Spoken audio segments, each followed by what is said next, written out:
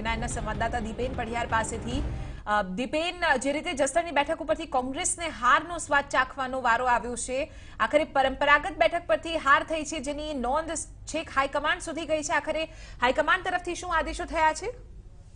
બિલકુલ ચિત્રા, જસદણ છે તે કોંગ્રેસની પરંપરાગત બેઠક છે।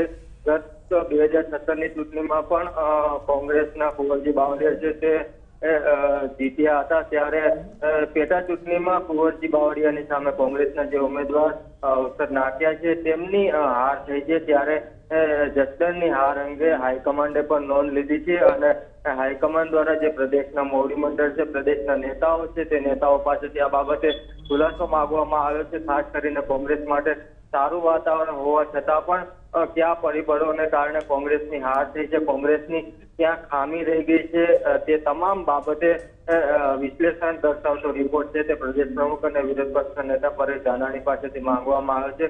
મહત્વનું છે કે ખુદ પ્રભારી રાજીવ સાતવ પણ જસદણની જે પેટા ચૂંટણી છે તેનો તેઓ પોતે જ હેન્ડલિંગ કરતા હતા, છતાં પણ કોંગ્રેસને હારનો સામનો કરવો પડ્યો છે। બંને માટે પ્રતિષ્ઠાનો જંગ હતી। ત્યારે કોંગ્રેસે હવે આ હારનું જે વિશ્લેષણ છે તે વિશ્લેષણ કરી અને તેનો રિપોર્ટ છે તે હાઈકમાન્ડને સોંપવા માટે આદેશ કર્યો છે।